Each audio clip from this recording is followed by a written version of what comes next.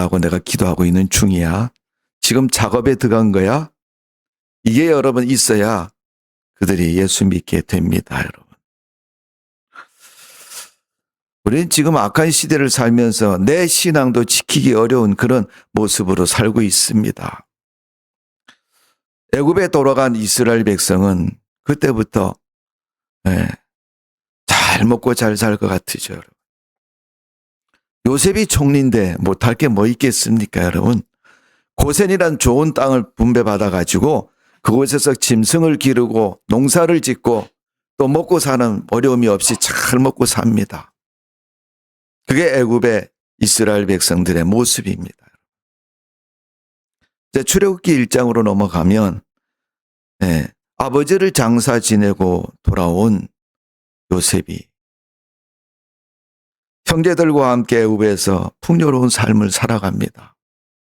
그래서 자식이 자식을 낳고 번성하고 자꾸 중다한 모습으로 바뀌어집니다. 그래서 출애굽기 1장 7절에 보면 이스라엘 자손은 생육하고 불어나 번성하고 매우 강하고 온 땅에 가득하게 되었더라 그랬어요.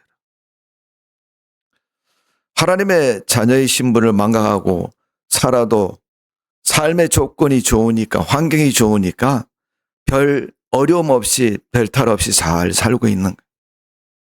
그래서 사람들은 얘기를 하죠. 금수저니 은수저니 뭐 이런 얘기를 해요. 부모로부터 네가 타고난 물질의 풍요로움 때문에 네가 사는 동안에는 어려움이 없이 살아갈 수 있다. 라는 그런 전제 아래 살아가고 있는 것입니다. 그런데 중요한 것은 그들은 하나님 백성이라는 사실을 잊어버리고 살고 있습니다. 왜 잊어버립니까? 그거 없어도 살만하니까 잊어버리는 거예요. 여러분, 돈이 많은 사람들은 돈이 없는 사람의 애로를 모릅니다. 그리고 자기의 살아가는 삶이 전부인 것이고 그것이 맞는 것으로 여깁니다. 그러나 한편에 없는 분들의 모습을 보면 아주 비참할 정도로. 여러분, 우리나라에 뭐 여러 가지 정책이 많지만 서울시에서 하는 정책 중에 추운 겨울 되면 집이 춥고 기거하기 어려운 분들에게 목욕표를 주면서 찜질방이나 이런 데서 지내도록 하는, 추울 때 지내도록 하는 그런 복지제도도 한다고 얘기를 합니다, 여러분. 근데 그분들이 집 얼마나 춥겠습니까, 여러분? 난방비. 신문에도 가끔 봅니다마는 연탄이 한 철 나기 위해서는 뭐 1000장이 필요한데 올해는 500장까지 마련해서 나머지 500장 걱정스럽다. 여러분, 뭐 가스보일러 떼는 집도 마찬가지입니다. 추운 겨울 지나면서 고지서 받아보면 한숨이 터져 나올 만큼 많이 나오잖아요. 추위만큼 여러분 쏟아지지 않습니까? 요 며칠 동안 여러분 날씨가 추우니까 여러분 교회 가서 앉아있는 모습이 우중중해요, 여러분. 어깨를 쫙 펴고 추워도 여러분 온풍기 2대나 틀어놨으니까 어깨를 쫙 펴고. 여러분 5년 전보다 얼마나 따뜻합니까? 기온은 자꾸 올라가죠. 그래도 여러분 우리가 춥다고 자꾸 보완을 하지 않습니까? 과거에 추웠던 모습을 잊어버리고 산다. 언제 그렇게 된지 모르지만 그렇게 됐습니다.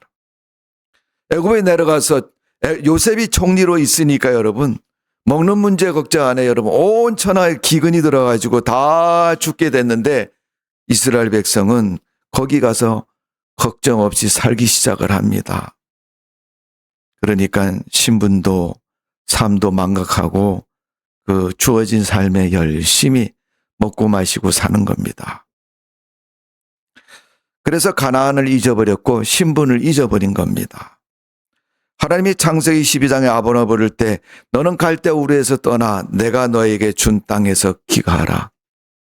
그가 애굽에 갔을 때도 다시 하나님이 끌어올렸고 블레셋에 갔을 때도 하나님이 다시 끌어올렸어요.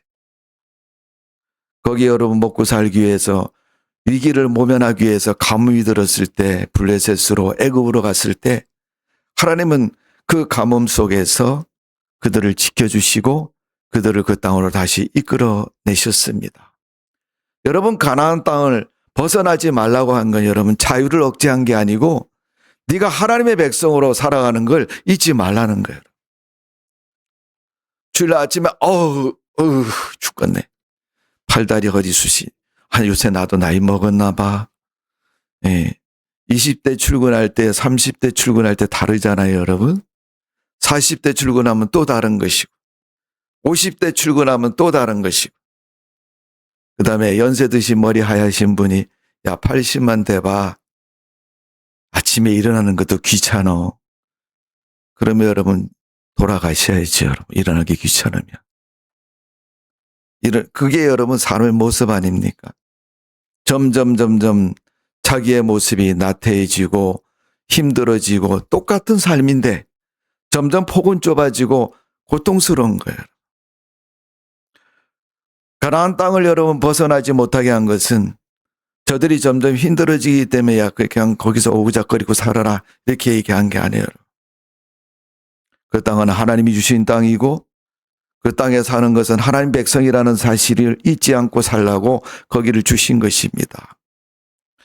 여러분, 이 땅이 생긴 후부터 하나님의 천국은 지금까지 바뀌어지지 않고 그대로 있습니다, 여러분. 하나님의 약속의 땅은 변함없이 지금도 존재하고 지금도 하나님이 원하시는 삶이 그곳에 이루어지기를 바라고 있습니다, 여러분. 이 세상 누구도 지옥 멸망에 들어가는 것을 하나님 원치 않습니다. 그러게 하나님은 아브라함을 택하시고 그 가나안 땅에 살도록 하셨고 여기서 벗어나지 말아라. 여기서 벗어나면 너는 공고해질 것이고 어려워질 것이다. 그런 약속을 아브라함이 받고 아들 이삭에게 가르치고 야곱에게 가르치고 또 백성들에게 가르쳤습니다. 그런데 그들은 큰 기근으로 인해서 세상에 고난으로 인해서 그들은 애굽에 내려갔고 애굽에 내려가 보니까 가나안 땅보다 먹고 사는 문제가 더 좋아진 것 같은 그런 착각 속에 빠져서 그들은 그 속에 풍요 속에 푹 빠져서 살게 되었습니다. 그들이 아버지 야곱의 시신을 메어가지고 가나안 땅에 막메라 국에 장례를 지내고 다시 애굽으로 돌아갑니다. 여러분, 하나님의 말씀을 기억하고 아브라함 때의 약속을 기억했으면 애굽에 가지 말고 그 땅에 정착을 하고 다시 삶을 일구고 살아야 되지 않습니까? 그런데 그들은 자기의 신분과 믿음을 망각하고 다시 세상인 애굽으로 내려갑니다. 그 세상에 내려간 애굽의 삶의 모습은 출애굽기 1장을 읽어보면 그 삶이 어떤 모습인가를 성경은 분명하게 기록하고 있습니다. 성도 여러분, 세상에 사는 것이 세상을 의지하는 것이 쉽고 편하다 할지라도 하나님 백성의 신분을 망각하지 말고 하나님이 주신 그 가나안 땅의 삶을 잊지 말고 살아야 될 줄로 믿습니다. 야곱이 죽기 전에 유언을 하지 않습니까? 얘들아, 내가 죽거든 여기다 장례 지지 말고 저 가나안 땅에다가 나를 장례 지내 달라고. 이 야곱의 고백은 내가 돌아가야 할 곳이 있고 내가 가야 할 곳이 있다는 사실을 가르쳐주고 있는 겁니다. 그러나 아버지 야곱의 유언처럼 창세기 50장을 읽어보면 15절부터 요셉의 죽음까지 기록이 되어 있는데 창세기 50장 25절의 말씀을 보면 요셉이 또 이스라엘 자손에게 맹세시켜 이르기를 하나님이 반드시 당신들을 돌보시리니 당신들은 여기서 내 해골을 메고 올라가겠다 하리라 하였느니라. 그래서 여러분 출애굽기 13장 19절에 애굽을 나올 때 여러분 이스라엘 백성들이 요셉의 해골을 어깨에 메고 출애굽을 합니다. 저 가나안 땅에다가 우리 조상 총리였던 요셉을 장례 지내기 위해서 메고 나오는 거예요. 여러분, 우리의 내세는 분명해야 됩니다. 성도들의 신앙의 목적이 뭐예요, 여러분? 이유가 뭡니까, 여러분? 천국 아닙니까, 여러분? 창세기 50장 마지막 26절에 보면 요셉이 110세의 죽음에 그들이 그의 몸에 향재료를 넣고 애굽에서 입관하였더라. 창세기는 요셉이 죽음으로 이제 문을 닫죠, 여러분. 요셉도 이제 애굽에서 죽었다. 이렇게 하고 창세기가 끝납니다. 그 요셉이 출애굽기 13장에 이스라엘 백성이 애굽에서 나올 때 그 해골을 메고 가나안의 장래 지려고 들고 나옵니다. 오늘 우리가 하나님 백성으로서의 삶의 가치와 위치와 그 중심을 잊지 않고 살아가야 됩니다. 그래야 세상에 물들지 않고 세상에 안주하지 않고 하나님 백성으로 살아갈 수 있는 거예요.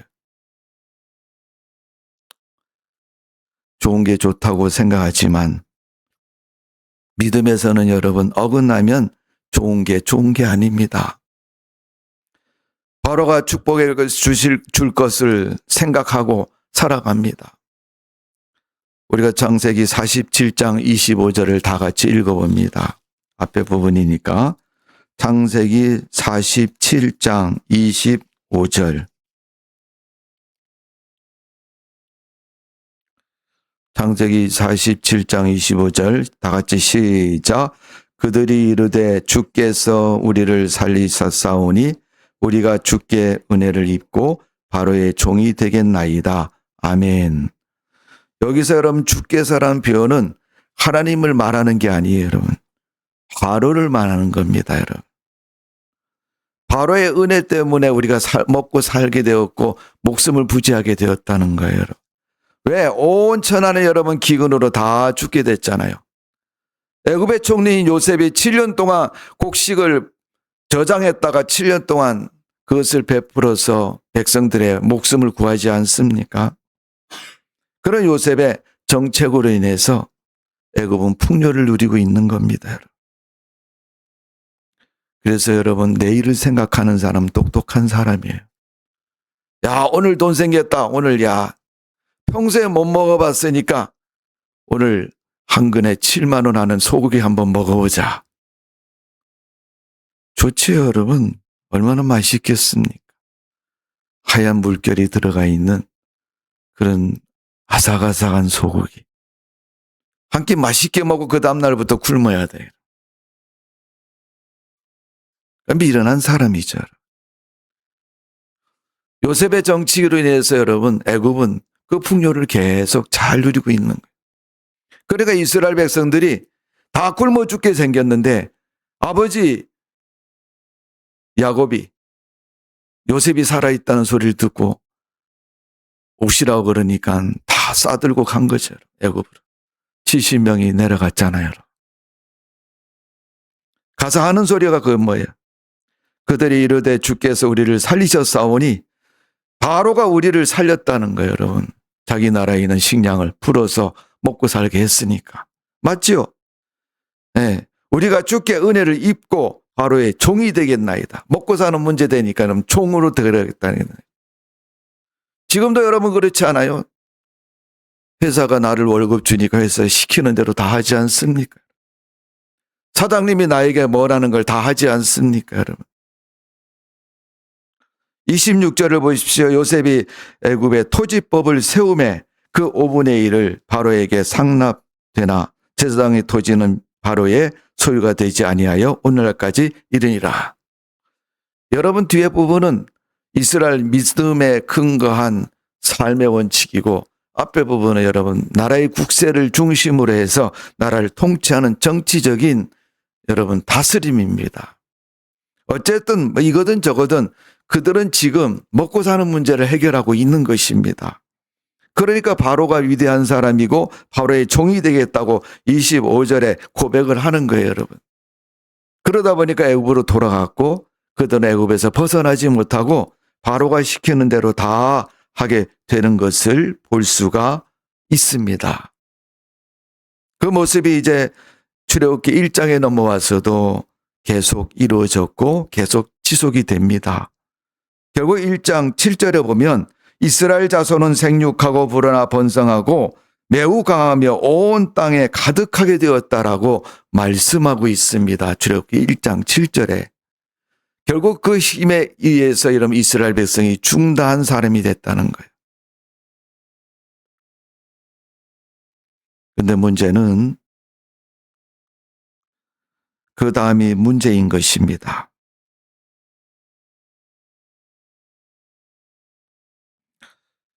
요셉을 알지 못하는 왕이 일어났다. 1장 8절을 보십시오, 여러분. 출애굽기 1장 8절.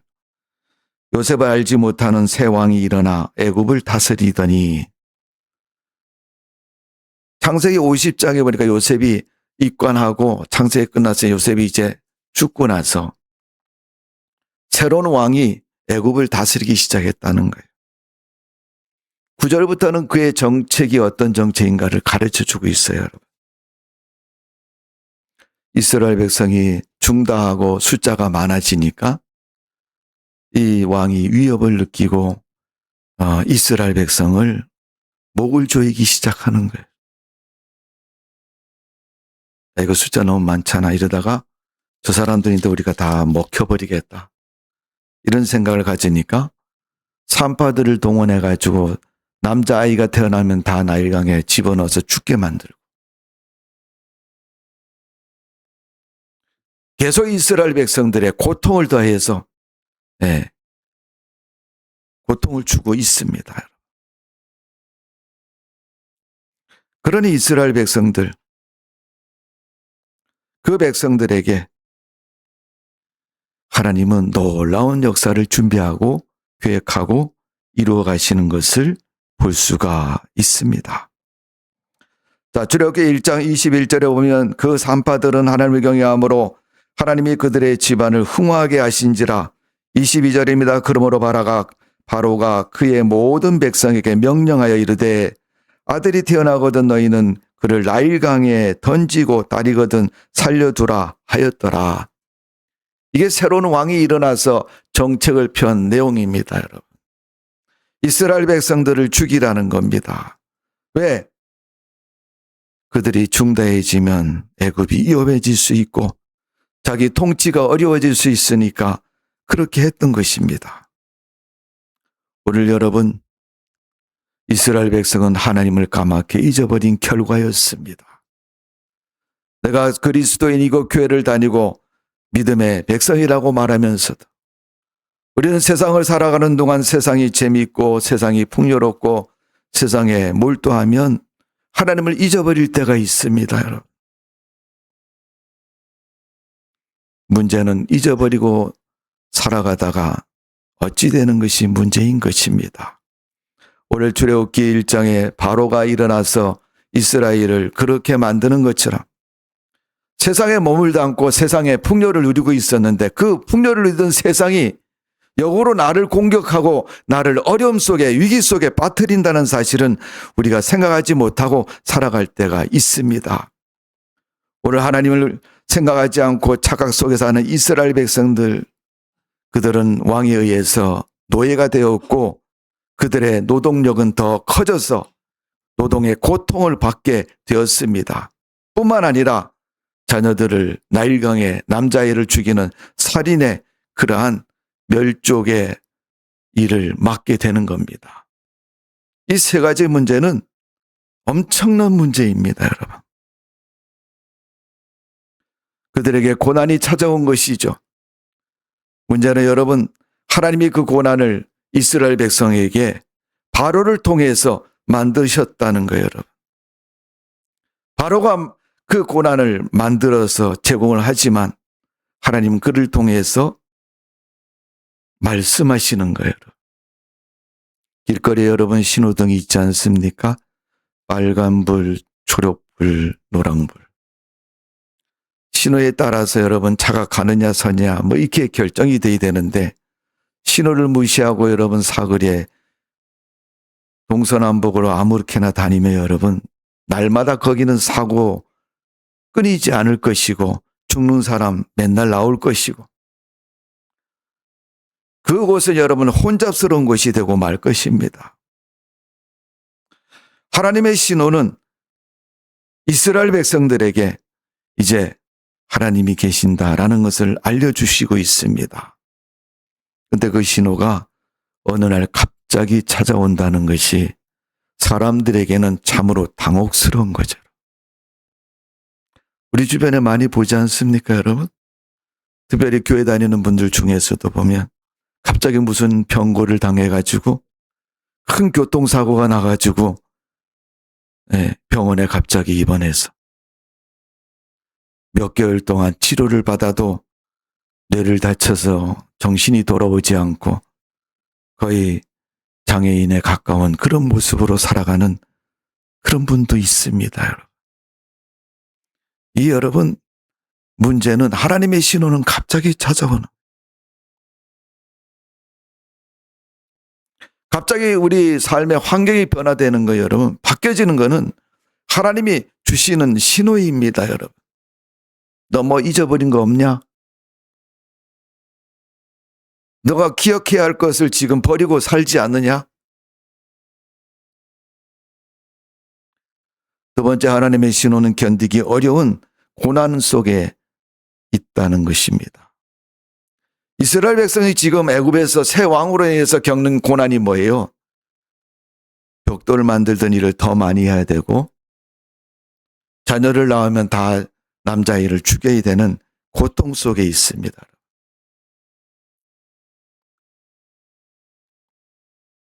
이런 고통 속에 빠진 것은 바로 하나님을 잊어버렸기 때문에 그렇습니다. 성도 여러분, 하나님 잊지 말고 사십시오. 아무리 세상이 좋아도 세상 살다 보면 여러분 좋은 일만 있을 수 없잖아요. 야, 내가 믿음으로 살아야지. 열심히 최선을 다해서 마음 먹고 결심하지만 늘 작심삼일에 빠져서 아니면 작년보다 올해 하는 일이 잘 안 되고 꼬여가지고 야성질 난다. 과거에 먹던 술도 다시 먹고 피우던 담배도 다시 피우고. 여러분 평소에 그렇게 하다가 주일날 교회 오면 모릅니까, 여러분? 담배 냄새가 풀풀 나는데 어저께 밤에 먹은 술이 아직 덜 깨가지고 눈이 맹해가지고 다니면 그런 마음과 상태로 여러분 교회를 찾아가는 자체도 이런 부끄러운 거죠. 일주일 동안 성경 한 장도 읽지 않고 그냥 덮어놓고 세상 것만 쫓아다니다가 오늘 교회 가는 날이 되는구나. 요즘은 성경책도 잘 안 들고 다녀요, 여러분. 돈이 많아서 2권, 3권 사니까 집에 한 권, 교회에 한 권. 어떤 사람은 교육관에도 한 권.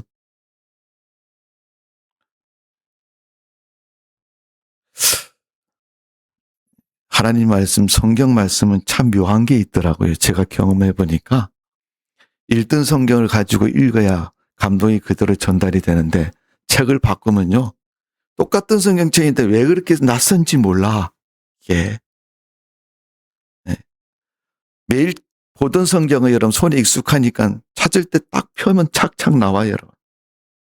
근데 성경책을 새로 바꾸면요. 이놈의 얇은 종이가 붙어갖고 지네끼리 사랑을 많이 해서 이쪽으로 넘기면 창세기, 저쪽으로 넘기면 요한계시록. 이것만 나와, 자꾸만. 중간에 잘 안 나와. 그래서 찾다 보면 버벅거리고 다른 사람 다 읽었는데 아직도 찾고 있는 분들이 있어요. 하나님 말씀에 그들은 귀를 기울이지 않고 하나님 말씀을 생각하지도 않고 그들은 그런 모습 속에 여러분 애굽에서의 하나님이 보낸 신호는 생존의 신호로 다가왔습니다. 죽느냐 사느냐 문제까지 간 거예요, 여러분. 그 고난 속에서 위기 속에서 이제 하나님이 모세가 태어나는 것을 기록하고 있습니다. 오늘 출애굽기 2장은 모세가 이제 태어나는 모습을 성경은 기록하고 있습니다, 여러분. 그래서 제가 여러분에게 설교 제목을 갈대상자라고 제목을 붙여드렸는데 여러분 근데 내용은 지금 모세가 태어나기까지 과정 속에 있는 이야기를 제가 여러분 내용을 실어드린 거예요. 잘 묵상하시고 왜 하나님이 모세를 보내셨는가를 우리가 한번 생각해 봐야 됩니다.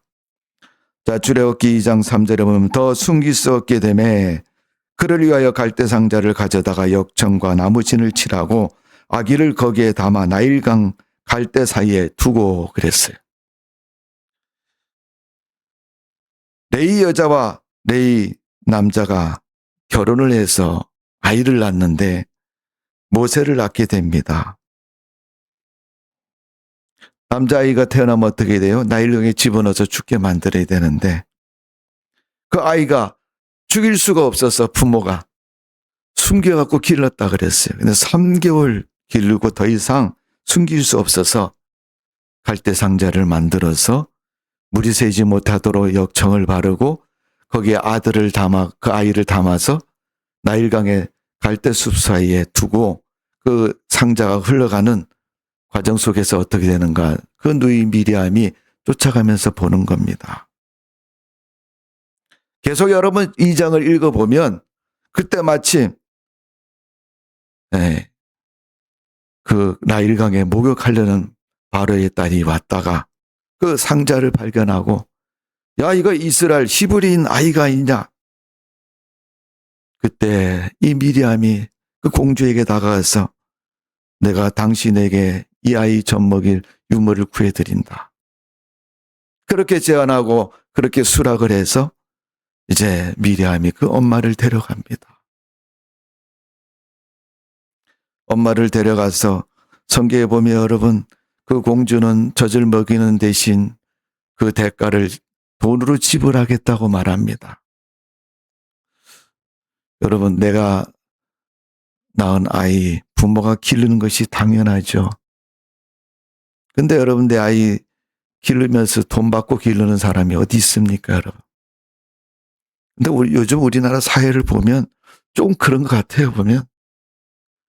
내 애 학교 보내는데 나라에서 돈을 준다. 그럼 나라에서 무슨 무상교육을 시키고 뭐 고등학교까지는 여러분 다 이렇게 가르쳐 주잖아요, 여러분. 다 비용이 지불되지만 그 지불되는 비용을 나라에서 도와주는 거죠, 여러분. 오늘 애굽의 이 모세는 그 공주에 발견돼서 그의 목숨을 건지게 됩니다. 여러분, 3개월 동안 숨겼는데 더 이상 숨길 수 없는 것은 무엇을 말합니까, 여러분?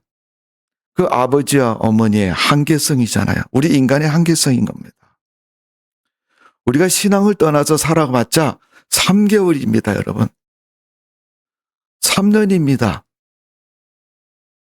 길지 않습니다. 그들은 그 아이를 포기할 수밖에 없습니다. 그들의 한계에 부딪혀서. 그래서 그 아이를 죽일 수가 없으므로 그 아이를 갈대 상자에 담아서 그 나일강에 띄워보냅니다. 야, 너 이거 타고 가다가 얼마나 갈지 모르겠지만 갈 때까지 가봐라. 그래서 보낸 건 아닐 거예요. 아이를 죽이지 않으려고 갈대 상자를 만들어서 나일강에 보낸 거죠. 그 갈대 상자는 하나님을 믿는 사람의 꿈의 상자인 겁니다. 그 갈대 상자가 아이를 살리기를 바라고 있고 아이를 보호하기를 바라고 있고 아이의 미래가 담겨져 있다고 생각하고, 하나님 이 아이를 불쌍히 여겨주세요. 우리 마음에는, 우리 기도에는 얘가 잘 되기를 바라고 있는데 도저히 이제 감당할 수 없는 한계가 되었으니 하나님께 맡깁니다. 하나님은 그 모습을 들으셔서 바로의 공주를 보내시고 그 미리암을 보내고 그 어머니 요게벳을 보내서 아이가 잘 자라도록 축복하시고 역사해 주신 줄로 믿습니다. 이건 사람이 할 수 있는 일이 아닙니다. 하나님이 하신 일입니다. 오늘 여러분, 하나님을 믿는 성도들은 무엇으로 세상을 살아요? 여러분? 하나님의 도우심으로 사는 거 아닙니까? 사무엘 시대만 에베네셀이 있는 게 아니라 이 시대에도 하나님의 에베네셀은 우리에게 있는 것입니다, 여러분. 출애굽기 2장 5절에 보면 바로의 딸이 목욕하러 나일강에 내려오고 시녀들은 나일강가를 거닐 때 그가 갈 때 사이에 상자를 보고 시녀를 보내어 가져다가 6절입니다. 열고 그 아기를 보니 아기가 우는지라 그가 그를 불쌍히 여겨 이르되 아는 이는 히브리 사람의 아이로다. 모세가 갈 때 상자에 담겨서 웁니다. 근데 그 울음소리를 들은 바로의 공주가 마음이 울컥했어요. 그 우는 아이를 보면 도저히 어떻게 할 수가 없잖아요. 여러분, 바로의 법대로 말하면 야 이거 물에 집어넣어 이렇게 해야 되는데 그렇게 못하는 거예요.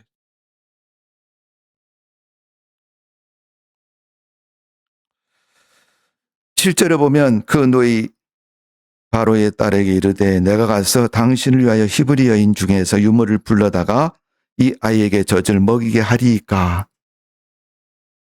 여러분, 이 미리암이 가서 그 말을 했잖아요, 여러분. 그런데 그 공주가 야, 넌 뭐야? 네가 너 얘 알고 있냐? 이렇게 물어볼 거 아니에요, 여러분. 그 히브리 남자아이가 나일강에 집어넣어. 이게 바로의 법입니다, 여러분. 법을 안 지키는 사람은 여러분 누구도 용서받을 수가 없는 거예요. 법은 참 무서운 겁니다, 여러분. 냉정합니다. 그래도 그 법 앞에서 공주가 아이를 책임지고 자기가 맡게 됩니다. 그 아이의 울음소리를 들은 그 공주의 마음은 하나님의 음성을 들은 것처럼 그건 하나님 믿지 않지만 하나님의 역사를 그 속에 하나님이 섭리하셔서 그 아이를 책임지게 하셨고 미리암을 통해서 어머니를 데려가고 그 아이를 잘 기르게 되는 것을 볼 수가 있습니다. 성도 여러분, 세상은 아무리 절망과 고통 속에 있어도 하나님은 세상의 모든 것을 섭리하시고 만드시는 분이 하나님이십니다. 여러분, 하나님의 창조는 창세기 1장으로 끝난 게 아닙니다, 여러분. 지금도 하나님의 창조는 계속되고 있습니다. 신앙 없는 사람의 신앙이 있도록 하나님은 창조하시고 믿음으로 바로 살지 않은 사람의 고난과 고통을 주어서 믿음의 길로 다시금 돌아올 수 있도록 하나님은 계속 일하고 계십니다. 하나님을 모르는 바로의 마음, 그 공주의 마음을 움직이셔서 하나님은 모세를 보호하시고 모세를 이스라엘 지도자로 기르십니다, 여러분. 사람들은 이 모습을 보면 야, 그거 운이 좋다, 우연히 일어난 일이다라고 얘기하지만 여러분, 이것은 운이 좋은 게 아니고 하나님의 일입니다. 그래서 하나님의 일은 믿음의 일인 것입니다. 왜 우리가 믿음으로 살아야 됩니까? 하나님의 일을 쫓아 사는 거예요, 여러분. 그게 믿음 일 아니에요? 하나님을 믿는 그 믿음으로 사는 그 백성 하나님은 버리지 않습니다. 책임져 주시는 겁니다.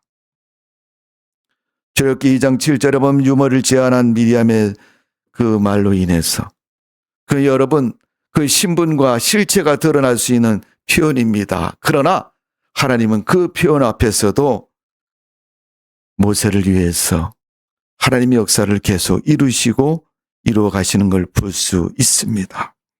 자, 오늘 여러분 8절에 보면 바로의 딸이 그에게 이르되 가라 하매 그 소녀가 가서 그 아기의 어머니를 불러오니 9절에 보면 바로의 딸이 그에게 이르되 이 아기를 데려다가 나를 위하여 젖을 먹이라 내가 그 삭슬 주리라 여인이 아기를 데려다가 젖을 먹이더니 10절입니다. 그 아이가 자라매 바로의 딸에게 데려가니 그가 그의 아들이 되니라.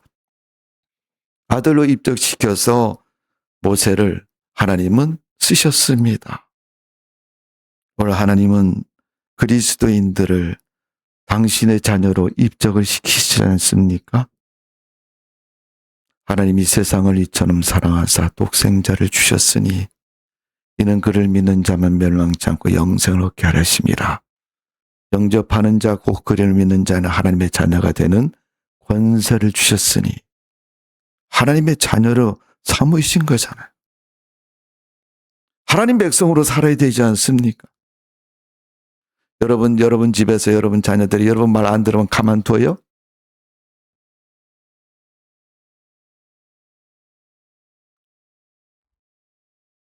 자식이 잘 되면 야 내가 잘 키워서 잘 됐다. 수저 하나 더 얹지 않습니까? 여러분? 하나님도 성도를 통해서 그런 수저를 얹고 싶은 거예요. 여러분 세상 사람들 가운데서. 얘는 하나님 백성이고 얘로 말미암아 내가 영광을 받고 존귀함을 받게.